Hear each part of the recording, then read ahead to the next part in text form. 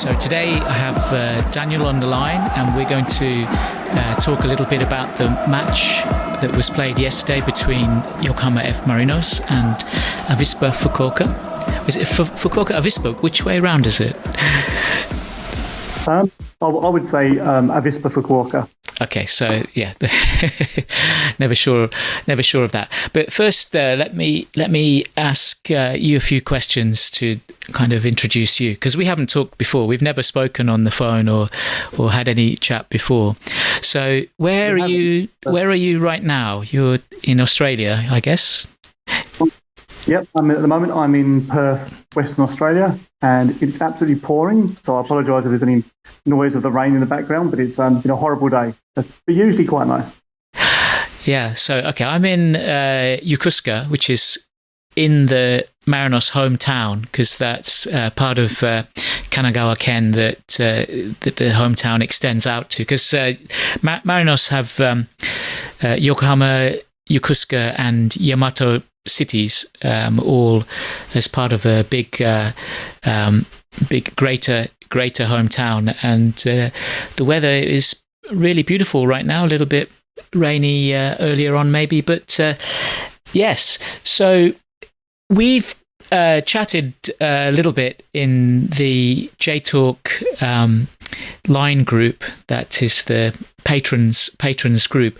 And how long have you been in that group? I can't remember when you joined.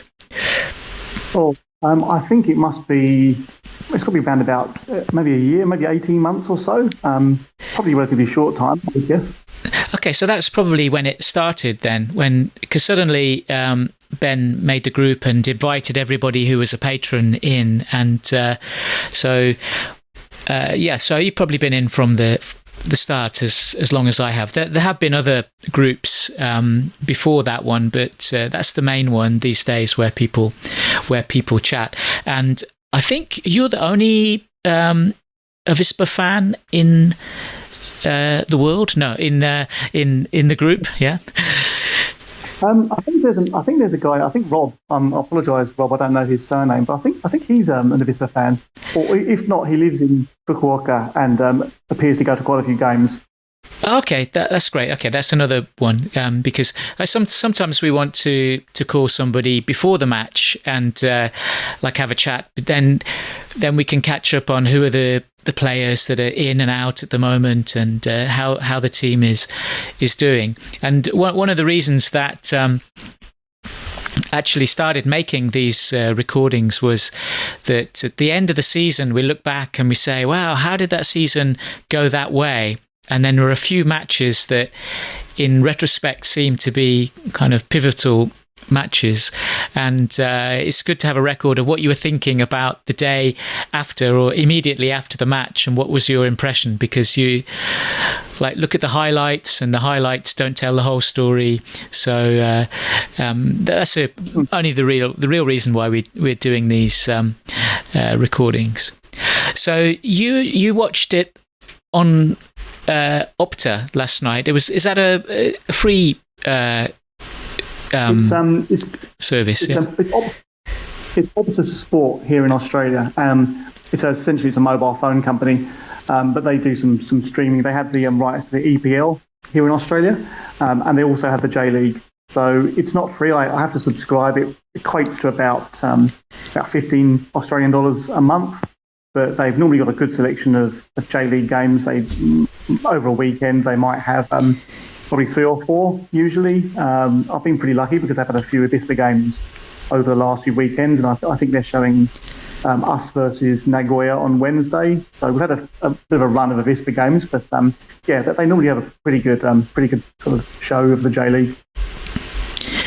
Yeah, that's great. It's quite frustrating if you can't see all of the matches, but if you're following one team and you can see some of the matches, then I guess that's the second best or the best you can do. We've got DAZN, so they have the license for all of the matches in the J League of all the 3 divisions, and then also this last couple of years they've had the ACL matches too, so all of those matches where I think all the group matches, so even the ones the Japanese teams didn't play. So we've been able to catch up on those for a few times. Now, have you got any connections with Japan or any connections with Fukuoka?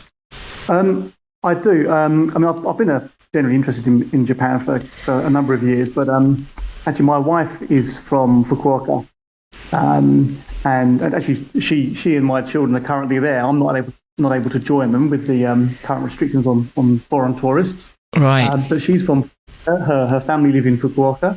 I can't say they're Avispa fans. They're more sort of baseball people, so they go for the SoftBank Hawks. Yep. But really, my connection to Avispa is through her. I mean, I've been interested in football a long time, and you can probably hear from my accent, I'm originally from the UK, so I've had a long background in watching football and things. But Avispa really was through her. I mean, I guess if she'd been from Yokohama, say, we could have been on the same pod in a different way. Yeah, indeed. Yeah, it's funny how people, get their initial connections sometimes through visiting just a player, or they just like the team. And I always kind of advise people, like, okay, for example, if you were centered in Fukuoka, but you decided to support a team in Tokyo or Kanagawa, when you visited Japan, it would be quite difficult to actually get to any of the matches because you'd have to take an extra journey. So it's good to have some connection and be able to get to the matches. Have you been to the stadium at all? I have, yeah. I've been to Helsinki a few times. I think only 3 or so times now. I think I did go. I think my first time I went was 2018. I think I can probably broadly say I've been an Avispa fan for 5 years or so, which is not very long compared to a lot of the J-Talk community. But 2018, I remember I went. Actually, my dad came from the UK. It was just after my daughter was born, and Avispa were in J2 at that time. And I remember I watched Avispa versus Montevideo Yamagata on that day, and that was my first experience at Helsinki. So I think it wasn't Helsinki in those days, but it is now. Yeah, I think I probably went there. It might be. Well, it's more than 5 years ago. I think it could have been in the 2013 or 2014 season, because I had one season where I went to all the home matches and all the away matches, and almost all of them I went with my son, and he was had just got into football suddenly a couple of years before that. So we were going to watch Marinos at the stadium, and then the next year kind of caught the bug and said, okay, let's go to the away matches, and it escalated to going to all of them. And we went as a group. There's a group of us went to Fukuoka and stayed over there, and we had a great time. And I think I've been to see Tosu a couple of times. We've been there, more times than we've been to Fukuoka, because I think they've been in J1 kind of more stably than Fukuoka. But it's one of those things where it's a good place to go for us, because it's quite easy to get to the airport here from Yokohama, and then easy to walk from the airport to the stadium. We did that last time. We just walked directly from the airport, which is a lot easier than getting to somewhere like Kashima, where it seems like the train connections are really bad and the bus connections are really difficult. So yeah, it's good for us. So we're always happy to go there. So okay, let's get on to the real meat and the match yesterday. What were your feelings going into the match? Were you confident or apprehensive? I think going into the match, it'd probably be fair to say that obviously, Marinos are, they're undoubtedly one of the top teams at the moment, and I think that although we've had some good results, we had the famous J-Talk Derby win against FC Tokyo. We've been a little bit, I would say, a little bit inconsistent. So, I mean, I wasn't expecting to come away with a win for sure. I mean, I think had we got a draw, I would have been reasonably happy and reasonably comfortable with that. But no, I wasn't overly confident, shall we say, going into the game. I mean, I know obviously Marinos are capable of scoring a lot. We're very good defensively, so I guess that kind of neutralises each other. But yeah, I wasn't expecting a 1-0 win. I'll say that. Yeah, I was. Well, okay. We were saying, I think earlier on before the match, some comments, and one of the things I said is it's never easy for Marinos because like you can get them at it almost seems like you start off, and if you get a goal and you get another goal, like in the Urawa match, we were quite quickly 3 goals up, and usually that's enough, and it spurs them on to score another goal, like 4 goals, or sometimes go crazy. But there are certain teams that you play, and it seems to either frustrate the system or they don't have the magic combination of players which changes from week to week to actually pull it off.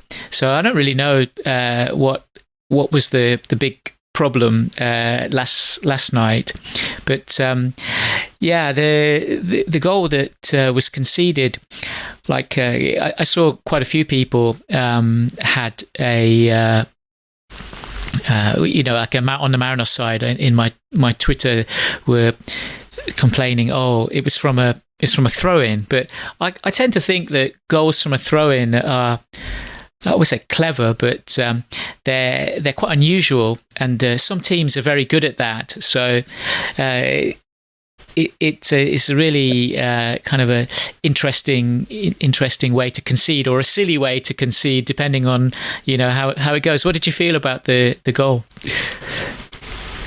Yeah, I think you're right. People often say that with throw-ins, but a throw-in is a throw-in. I mean, it's a set piece. It could be it could be a free kick, it could be a corner. And some of them, still kind of it still counts into the box, from yards away. I think it was a good goal. I'm generally, and I've said it in the J Talk line group, I'm not Kwama's biggest fan, but I think obviously he knocked the ball on, and then Crew went and came onto it. That was pretty good. So I think he did well there. But it was a good goal. I think we built up well, and I think it was a really good goal to get. Okay, yeah. So. So the other big incident of that match was the sending off, I think, wasn't it? I think that was probably the other big incident, and that was very weird. That was really, really weird. Nobody on our side. Like I was watching in the pub, and they're playing the coverage from DAZN there, and like obviously the referee's looking at something and they're going backwards, and we couldn't see at all what had happened. And I think your defender had pushed Anderson Lopez, which probably was the start of the incident, and then the red card went up, and we all cheered because we thought one of your players was getting sent off unjustly, but that was great for us. It was going to give us a chance in the last minutes, and then it turned out. By looking at Twitter, I think Sam Robson said that Anderson Lopez had got sent off for spitting, and then when you looked at the coverage that people had actually found on Twitter, you could clearly see what the referee had seen, and he'd obviously done something, and I think nobody knew what the penalty for that was, and some Japanese person on Twitter actually kind of cut and paste from probably the Japanese Football Association rules, because I think that probably falls into their rules, and that ends up as an immediate red card and a ban for probably 4 matches or maybe more. So that's crazy. Like, not the rule is crazy, but it's crazy to do something like that, and I would never have thought that he would have done something like that. So at what point did you realise what had happened? I mean, similar to yourself, I was watching it live, as we've said here on TV, and I thought maybe I'd looked away at the wrong point, because I didn't know what on earth was going on. I suddenly saw the ref walk away, and obviously he went to look at the VAR. I think you're right. Daiki Maya had pushed Lopez in the back, but it didn't look very hard. I mean, I wouldn't have even given it a yellow. It would have been just maybe a foul. It looked like he pushed him in the back, and Lopez had turned around, but that was it. I think the angle changed then. I didn't see what happened, but as you say, the next thing I know, the referee's walking off to the side and VAR, and then he goes and draws a red card. And similar to yourself, I thought that was our player getting sent off.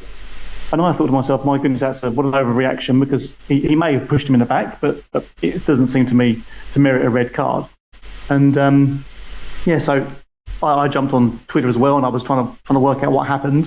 We saw the same thing. I saw from Sam that apparently Lopez had spat at him, but I couldn't find any videos or anything to show that.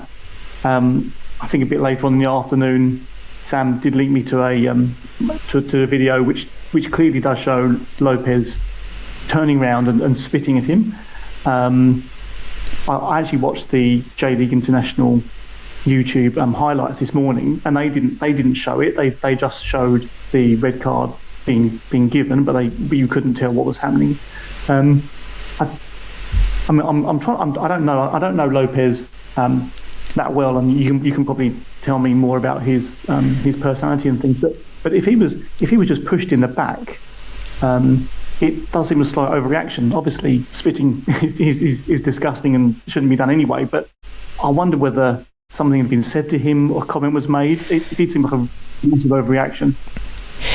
Yeah, that was what I thought. That's what I thought too. There must be something more to the story, but I'm not sure we'll ever know exactly what went on in that case. And it reminded me of the Suarez biting incident, because it just kind of comes out of the blue and then it's totally crazy. But then with Suarez, then people were going back and saying, oh yeah, he did that before, like 5 years ago in some match that he was in, and he had a kind of like a history of it, and I think he had to go for like counselling or something like that, because it just maybe it's something he didn't grow out of at primary school or something like that, and he had this tendency to bite people when he got angry. So I can only think that like he reacted to some comment, but then again, like we've got no evidence of that, so we can't really say that was the case at all. So I wonder if we'll ever know what happened, and these kind of things. I think it's just things that nobody wants to see. So the biting, spitting, and some other kinds of dirty play will have a very serious consequence on the rule book, just to make it not worth the while doing that. Because if it was a yellow card, like if you got a warning first and you got a yellow card second time and you got sent off for a second yellow card, then it might be fair game to do that sometime to put somebody off. Like if it's not punished so severely, but given the severe punishment, like anybody thinking about it wouldn't do that. So totally bizarre incident. I think that's the worst incident. And you can, in a way, you can understand like violence, even though that's much worse. Like you can understand that, people losing their temper, but that's such a silly way to get sent off, and such a kind of a stupid thing to do. And I showed the Twitter which gave the quote of the rules and said this is what had happened, and I showed it to the Japanese people behind me, because they were scratching their heads, and they just like shook their heads and said, oh, that's stupid, and thank you for telling us. Yeah, I think Dan Orlowitz tweeted something around the rules, and I think he suggested it was a 6-match ban. Yes, which long. So I don't know how that's going to affect Marinos going forward, but that's a long time out. It's quite a few games you're missing there. Some pretty important. I couldn't remember if it was 4 matches or 6 matches, and that will really be. I would say difficult for Marinos. It'll cause a restructuring of the team for those matches. But like I was going to say that,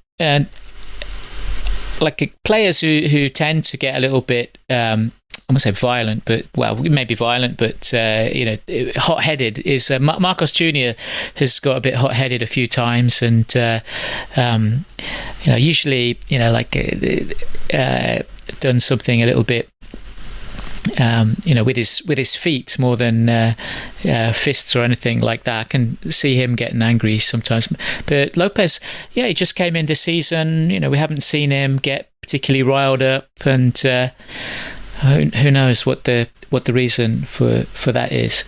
So I think we look at this match anyway. I think even at that point it wasn't a deciding factor of the match, and Marinos can definitely play with 10 men and score a goal. So that wouldn't have been the decider of the match anyway. If it had happened earlier, then maybe it would have been more unfortunate. But I think Marinos had the quite usual statistics for the possession of the matches. I'm just going to check that one. So actually, just before we started, actually, I did have a quick look at the stats just to see, and you'll probably see them now. But I think what I saw on Google was Marinos had pretty much 75% possession. Yeah. And obviously, according to us, and then I think they had 3 times or so as many completed passes. So I think it was. Saying that, I was a bit surprised when I saw those statistics, because from my recollection of the game, and it might be rose-tinted glasses because we won, but I was pretty pleased how we played, and I thought we were pretty good. It was a good performance. I didn't feel as if it was as if we'd been under the pump the whole time and then just managed to get a sneaky goal. I actually felt that we deserved the win overall, to be honest. So I was a bit surprised when I saw the possession, but I guess that's that's what it was. Yeah, that possession stats is totally normal for a Marinos match, and then as you say, 16-9, okay, that's sometimes it's 20-2, some matches with the shots on goal. So nine shots on goal, it's something's definitely going to go in, but Marinos had 16, but only 3 on target, so that's not really kind of indicative of us playing that well. It's a little bit difficult to tell with possession, because if a lot of the possession is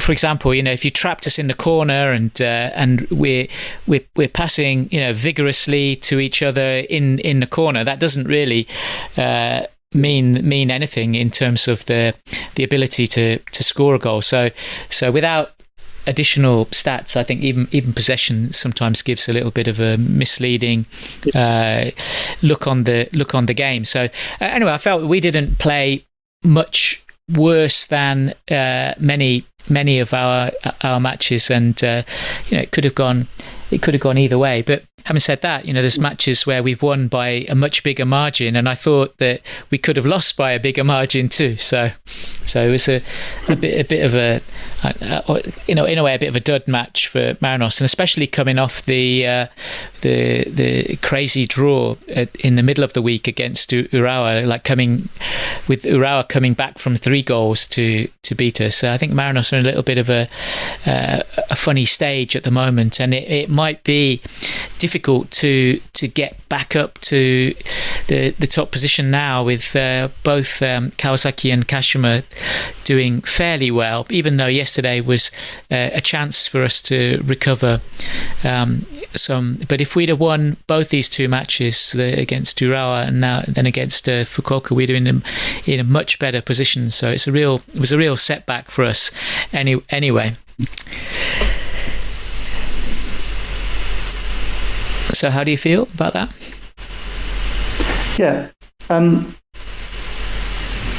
think for us, I think as you say, it's probably a bigger setback for you than it will be for Avispa, because I don't think we were expecting to come away with a win, to be quite honest. But I was sort of reflecting on the game, and I was thinking about how our season's going, and I think it's just consistency for Avispa at the moment. I'm not a football management expert or anything by any stretch, but we've we beat Marinos yesterday. We've beaten FC Tokyo recently with quite a big margin, and we beat Gamba early on in the season, I think. So we seem to do some things against some of the bigger clubs, and with no disrespect to other teams, but we've lost to Sanga, and we've got some draws, I think, against Shonan and Jubilo and things. So I kind of feel as if sometimes when we get the big occasion, so we get Marinos coming to Bestinki, we put on a really good fight, and we can actually come away with a win. Whereas maybe some of the I don't know if it's complacency, I'm not really too sure, but some of the teams maybe we'd expect to get a result against. I mentioned no disrespect to Shonan, but that was a game maybe we probably could have won.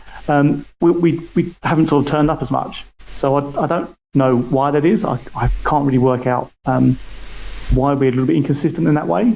I'm sure Hasebe knows more than me.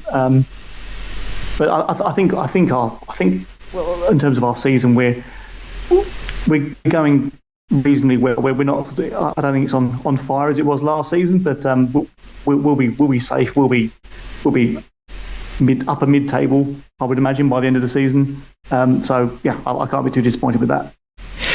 Yeah, I would say almost the opposite way around is like, well, maybe it's the same with you that if you think that you might win a match, then that might be the match that you lose, and for like for clubs that are going for the titles, we did well to get. I think we got a win against Kawasaki, we got a win against Antlers, so that puts us in a really good position, and then you just got to clear up all of the other clubs that are not doing so well, or and I sometimes say, like, sometimes it's down to budget. Really, some of the clubs how they fare in J1, and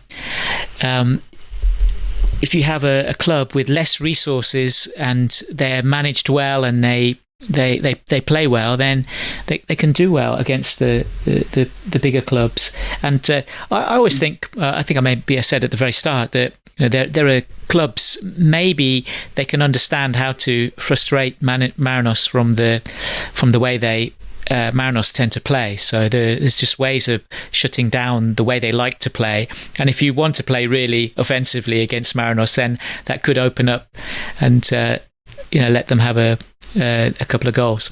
So anyway, it's a bit of a disappointment for us, and congratulations to you. we shall see how our season goes on now with the next 6 games, if that is the case, with Marinos Lopez staying at home because he's not even coming on the bus in the next matches. But that gives us a chance to get the players out. We have got some forward players that haven't played much, so maybe they will come into rotation a lot more, and it might kick them up a bum a little bit to do without him. Okay, so I think I'll wind up here and say thank you very much, and you're welcome to have a chat with us anytime. I'm not sure when the next time we'll be up to meet Avispa. I can't think when that will be. I'm not too sure in my head, actually. I can check. Oh, I think we've got the 10th of September. Yes, 10th of September. We're away, obviously at your place. Yeah. Well, I hope to see you there. It's not likely that. Well, I'm quite hoping when the borders open for Japan for tourists and things. I'm hoping we can get to I can get to Japan probably next year, I would imagine. So we'll maybe be able to go to some games in person, hopefully. Okay. Yeah. Well, hopefully the stars will align and the timing will come out, and you can come and see us. So we've got our next match against Kyoto on Wednesday, and that's in a small stadium in Mitsuzawa. So another big challenge to pull it off. We've got Nagoya on Wednesday away, so then they're not going so well this season, but we'll have to see how that goes. Okay.